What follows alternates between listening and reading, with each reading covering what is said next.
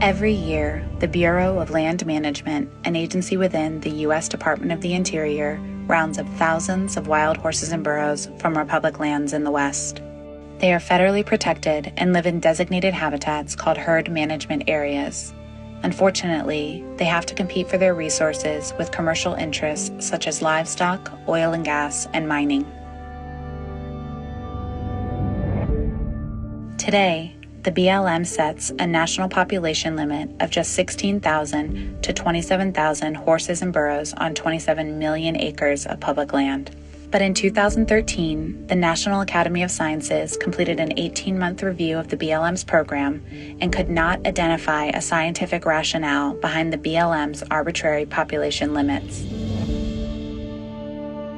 So to reach that number, every year they round up wild horses and burros en masse. And they do that through a few different means, but the primary one that they use is through helicopter stampede.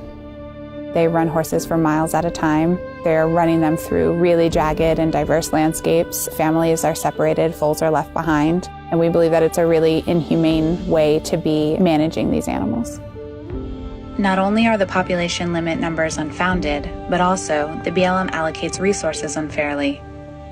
The BLM manages 245 million acres of public land. Livestock are allowed to graze on 155 million of those acres, but only share 17% of that with wild horses.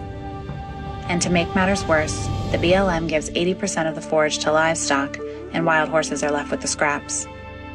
The roundups are inhumane, and they're also creating a larger problem. The National Academy of Sciences actually found that the BLM's roundups and removals are causing the wild horses left on the range to breed at higher than normal rates. In other words, the BLM is creating the very problem it's complaining about. The mismanagement doesn't stop there. The wild horses and burros who survive roundups and can't be adopted or auctioned off are sentenced to a lifetime of being warehoused in government holding facilities, or worse, end up in the slaughter pipeline. Their spirit is broken in holding. There's no way around that. You can't deny it. You can't, yeah, they're still horses and yeah, they're still going to survive, but now they're in holding. You've taken away their freedom. Even if we were to adopt 30,000 horses tomorrow, that just opens up 30,000 more spots for horses to come off the range and go, you know what I mean? So this vicious cycle of the way things are being managed just got to change. So there are currently a few alternative methods that the BLM could be using. They could be implementing humane and safe fertility control that can be administered through remote darting on the range, and that keeps family bands wild and free and together. I definitely believe PZP is by far the best thing that we have available right now to help control these herds in the wild. Helicopter gathers are certainly hard on horses, and that certainly affects their wild behavior. I do not want to see horses rounded up, but I get why it happens. And we're trying to do everything we can to keep that from happening, and that's why we're out administering contraception to these horses.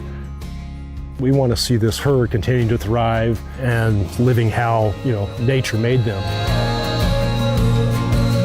The PZP vaccine has a decades-long history of being used to humanely manage many wildlife species, including wild horses. The vaccine creates an immune response that prevents fertilization. It does not affect hormone production, and that's why the impact on natural behavior is very minimal, especially when compared to the alternatives like surgical sterilization. Wild horse and burro management needs to be responsive to the public. After all, these are our public lands, and Americans strongly support protecting wild horses and burros on them. Wild horses symbolize the things that make our country great: survival, freedom, and the untamed spirit of the American West. I hope we can protect them for years to come. The land they live on, the way they live, their lives, I hope that we can make a difference in making sure that their lives matter.